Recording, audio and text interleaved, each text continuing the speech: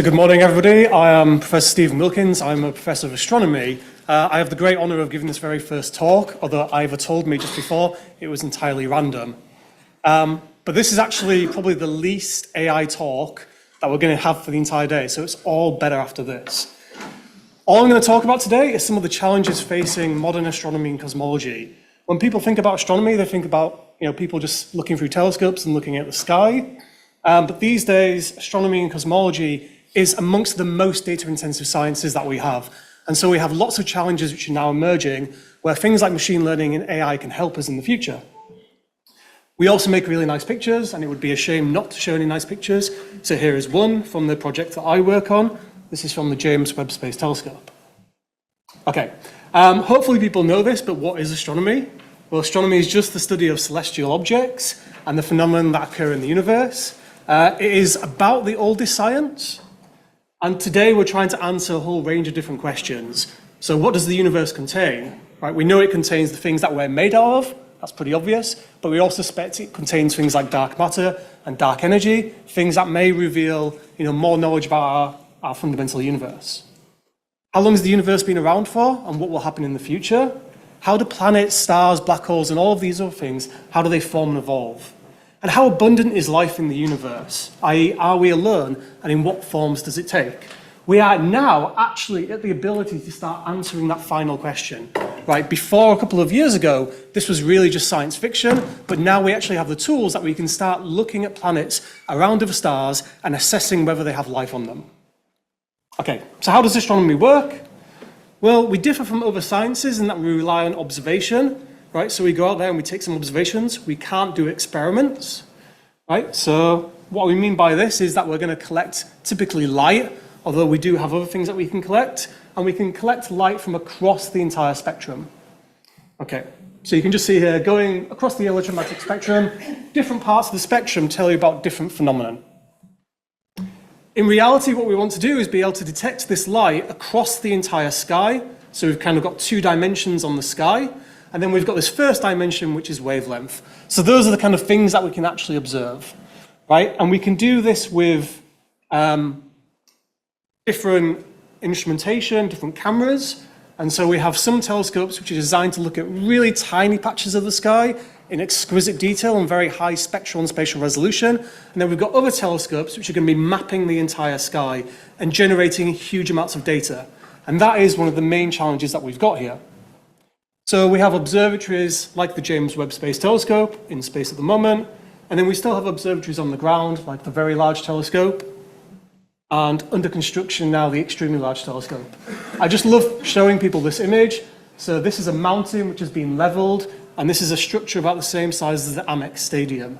Right, this will be our premier ground-based telescope coming in about 5 years' time. Okay. We don't just observe the universe, we don't just make pretty pictures, we also want to understand the underlying physics. So to do that, we need models, right? So what we want to do is compare models with observations. And today, our models are becoming increasingly complex, and I'll give you some numbers in a few minutes, right? But what we can do today is we can build simulations of entire universes, or on a small scale, entire galaxies, or even planetary systems, and we can compare them with our actual real universe. And if we see good agreement, then we can say that our models are working in some way. Okay, so what are the challenges that are now facing us as astronomers? Well, the first one is that we're generating huge amounts of data. So we need to store, analyze, curate, and share that data. And this is increasingly becoming a challenge now, and this is something that we're going to see, causing a change in the way that we work. Okay, so I'm going to give you a couple of examples of this, and some numbers that, to me, look very scary. To some people in the audience, you might think these numbers are quite small. Okay, first of all, we have the Vera Rubin Observatory, which has just had first light and is about to start its main science observations. It's going to do a survey called the Legacy Survey of Space and Time. And what this is essentially doing is mapping a large fraction of the sky multiple times, right? So we keep observing the same patch of sky or large amounts of the sky. And this allows us to see lots of things, but it also allows us to see if these things are changing. Okay, so in particular, this project is looking for transitory phenomena. Every single year, this telescope will generate about 1.5 petabytes of data. Right? This is a challenge for astronomers because astronomers until now were used to just being able to have lots of their data on their home computers, right, and be able to analyze it right there and then. But with 1.5 petabytes, this is really challenging the kind of laptop approach, and so we're going to have to move to an actual cloud-based system. And this is a bit of a spurious comment at the end, but in the past, we were generating large amounts of data. When the internet was quite slow, this data had to be sent by mail on hard drives. That's what we had to do in the past. But I think what this is now going to necessitate is the transition to a fully cloud-based system. And this is a problem because this data is used by astronomers all over the world in and outside the collaboration, right? 1.5 petabytes, that's fine, right? We can deal with that. The Square Kilometre Array is a large international radio telescope, which is upcoming. It's based in South Africa and Australia, right, but has its headquarters here in the UK. This is what a small part of it will look like, so you can see all of these individual antennas.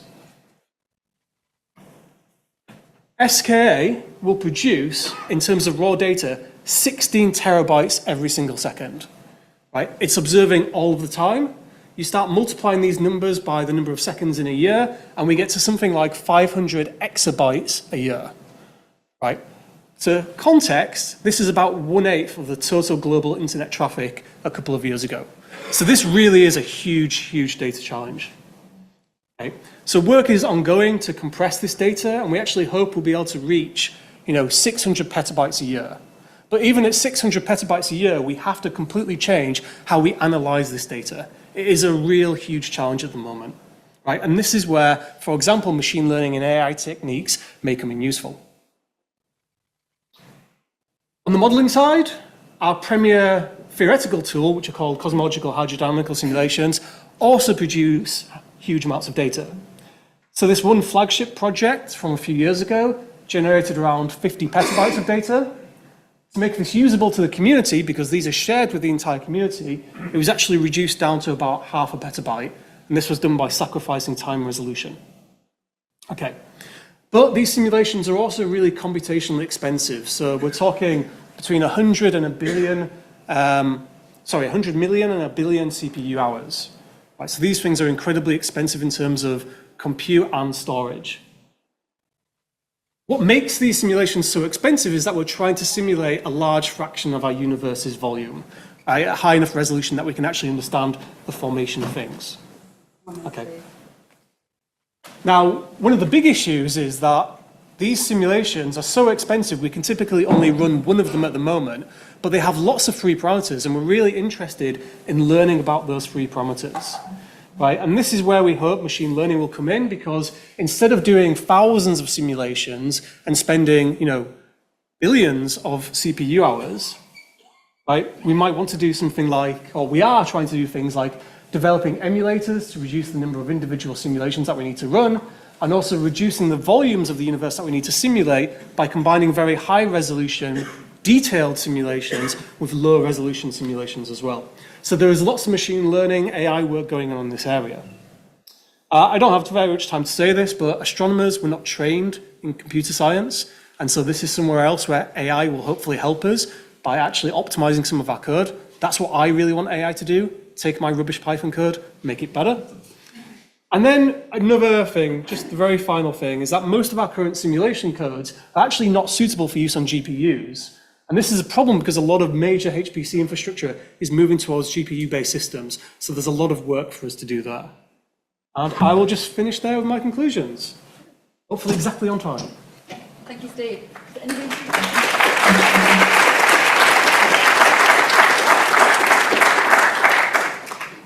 About 1 to 2 minutes for questions. Does anybody have any questions? Yes.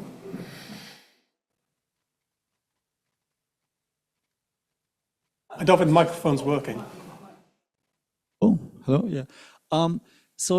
The challenges you face are very similar that challenges are faced in other imaging fields like biology, for example, electron microscopy, and the data volumes are maybe not quite on your scale, but getting there. So I was wondering whether, traditionally these fields have been working very separately and reinventing the wheels by themselves, whether there shouldn't be much more of a because it's exactly the same type of data, just looking at big or looking at small things, whether there shouldn't be more of a communication and, parallel tooling development efforts.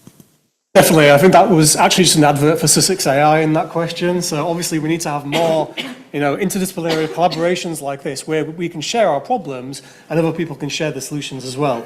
But not just on an individual institutional level, right? We need this globally. And the problem is we're bombarded with scientific conferences to go to. Of course, we're going to go to the ones that are very specialized in our area, but then we're missing these collaborations as well. One more question.